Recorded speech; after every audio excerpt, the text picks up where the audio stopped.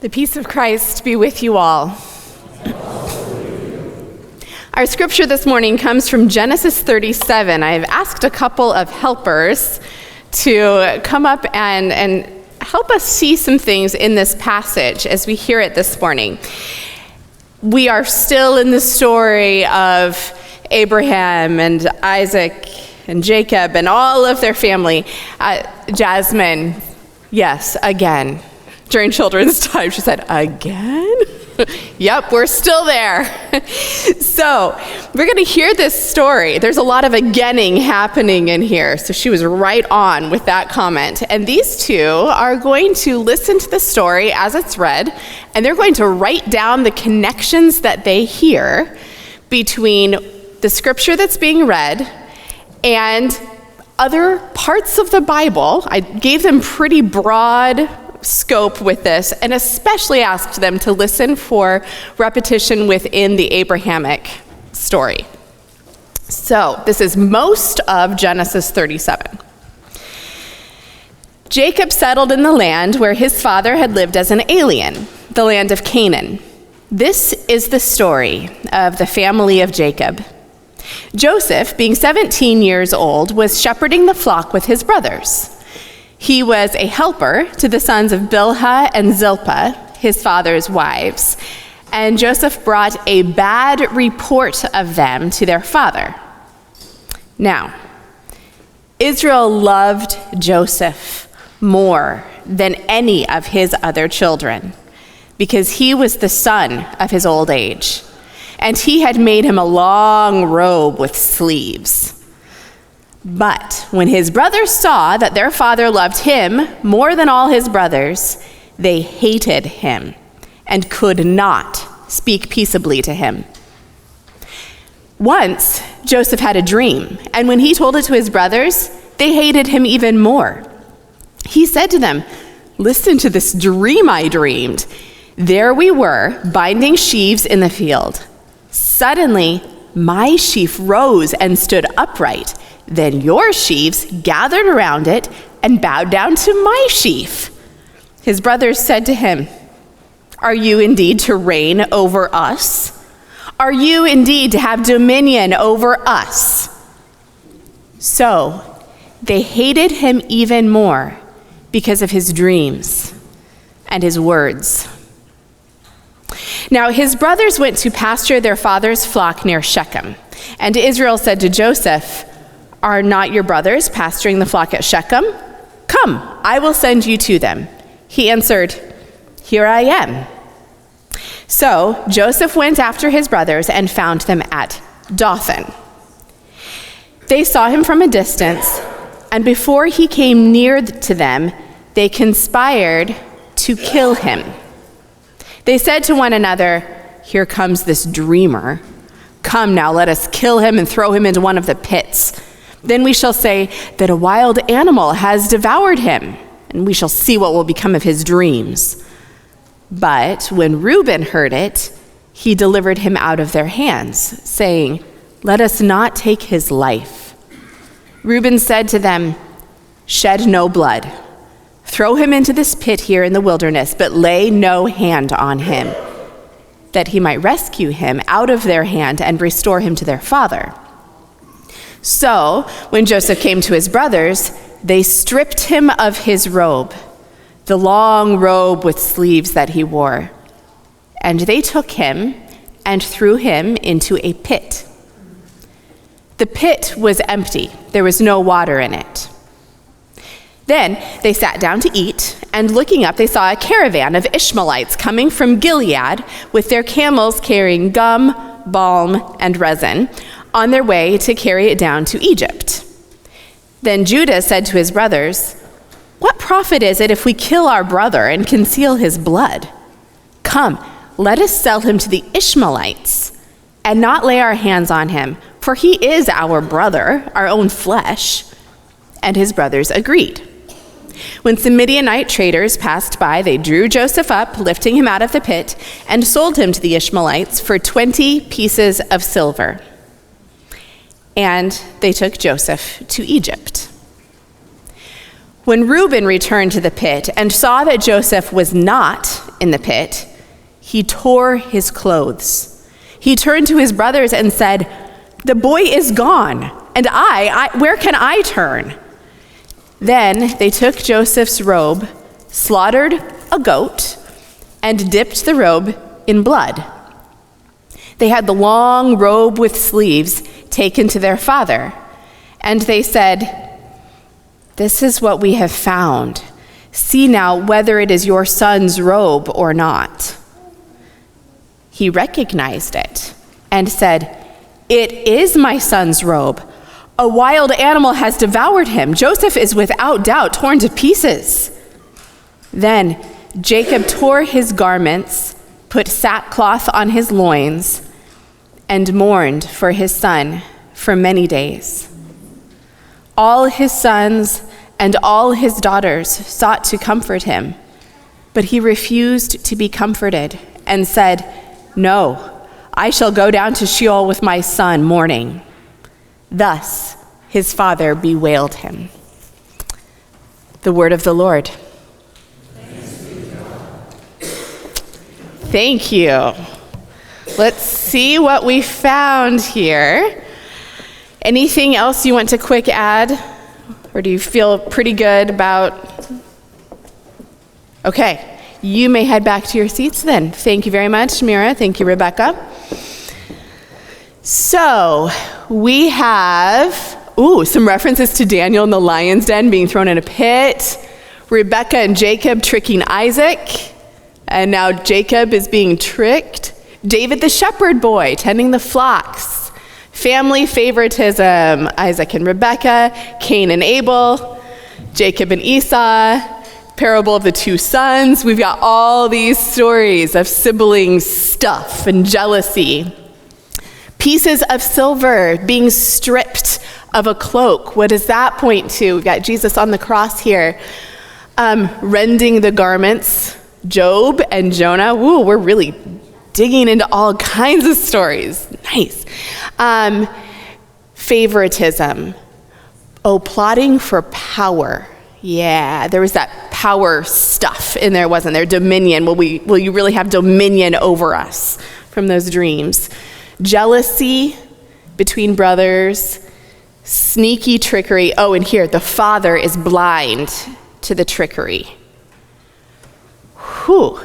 There's a lot there. And here we've got David's Psalms and the pit, going down to the pit, Sheol, that language. Okay, there's a lot going on there. Was there anything that you heard that isn't on here? When we were among the disciples, yeah. That could be like on this list, right? The jealousy among the disciples. Who's going to be first? Who's going to be the favorite? Yeah. There was even some stuff in the trickery story of killing the goat and using the goat's blood and a cloak.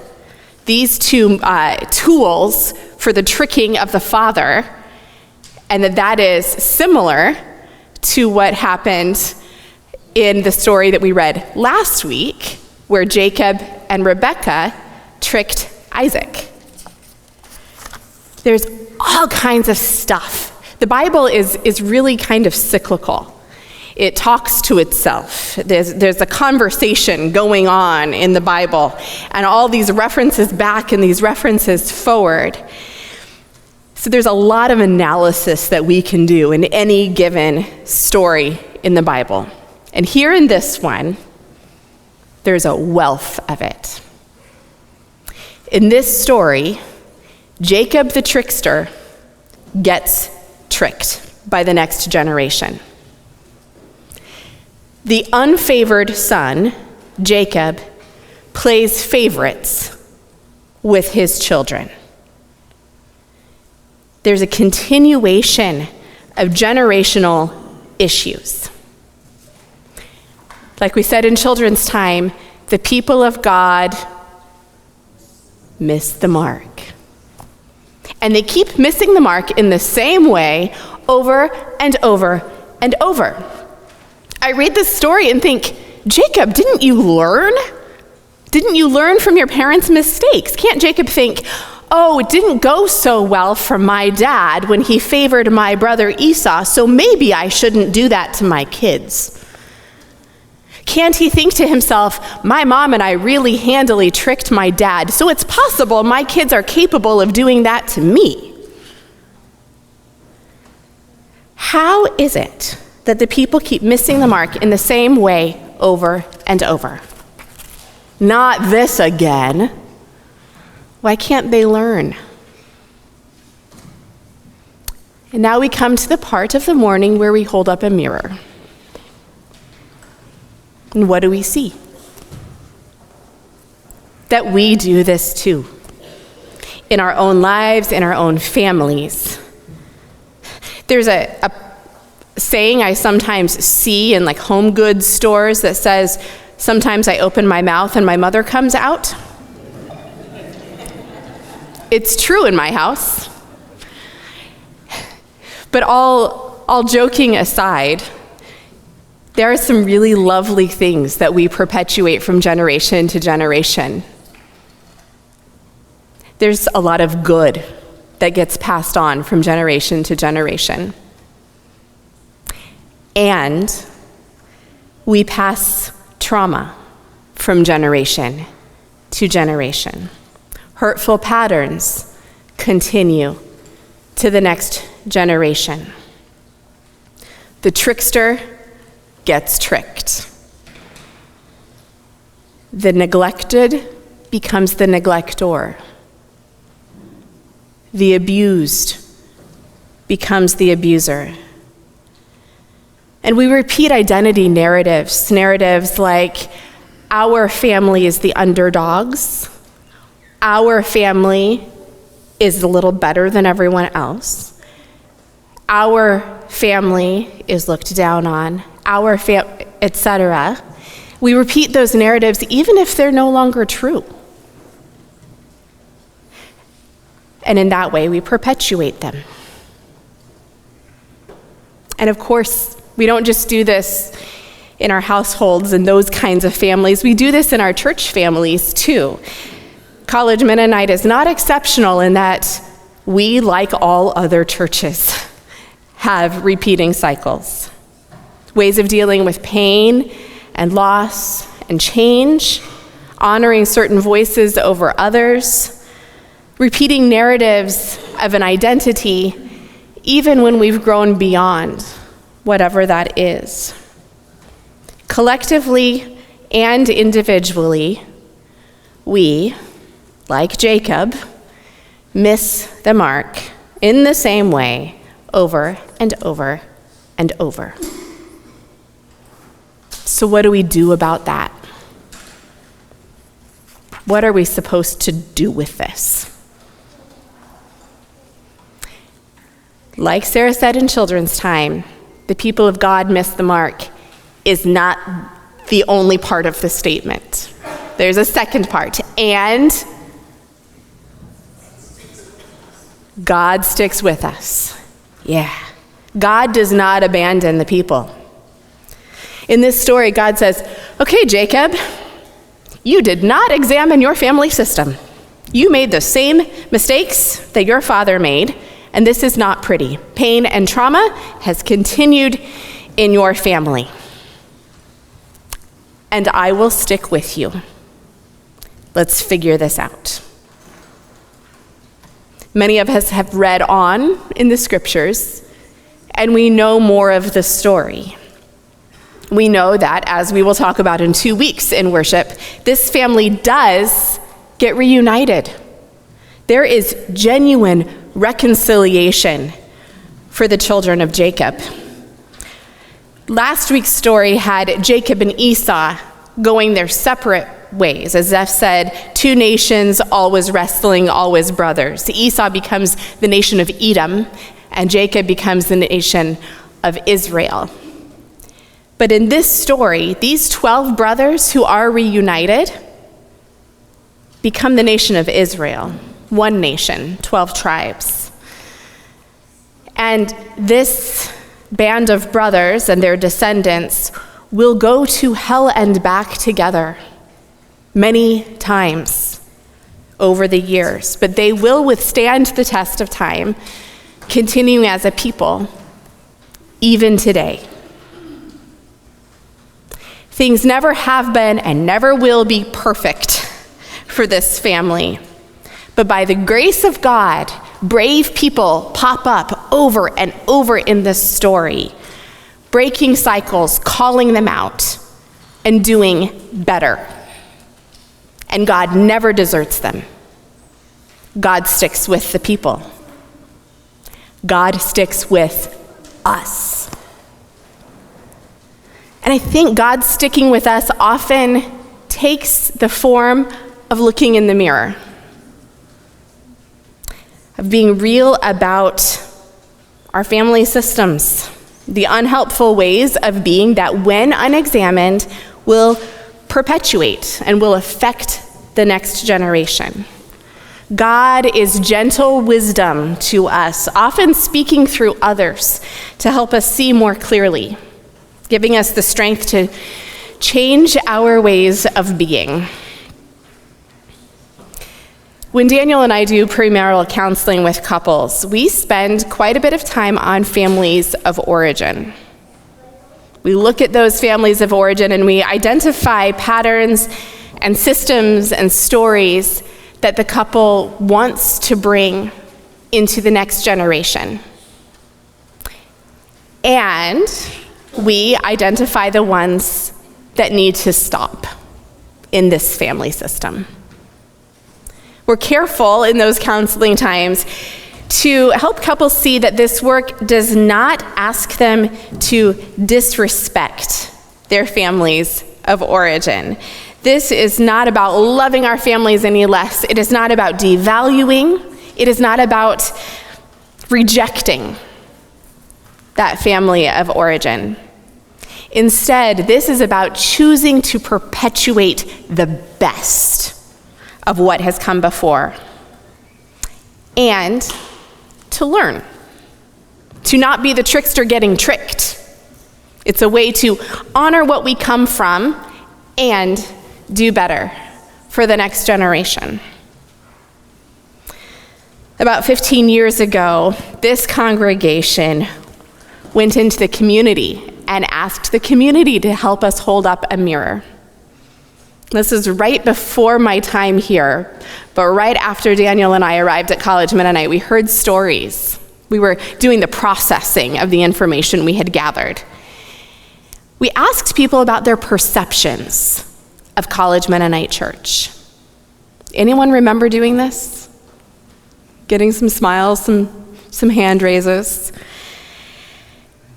What we learned was humbling. There were some narratives out there, some perceptions of College Mennonite that rang true and felt good. There were some that did not ring true, and we realized that the stories that we were telling or were being told didn't necessarily match reality. And there were some things that rang true but didn't feel very good. We learned that we were maybe sometimes seen as a little snobby. I think the phrase "too academic" appeared on these listening sheets. Not very spiritual. Overly formal, perfectionistic, privileged, more interested in giving money than in building relationships. Ouch! But as a church, we took that and we examined it. And we saw what rang true and what didn't. And we made some deliberate changes. And we've grown. We think about how we tell our stories, helping others to know us more clearly, to know us better. We've changed some of our ways of being. We have grown and we are growing, honoring what we come from because it is good, and doing our best for the next generation. As individuals, as families, as a church, we do miss the mark. We will continue to miss the mark. That is part of our being. And God will always stick with us. God is faithful.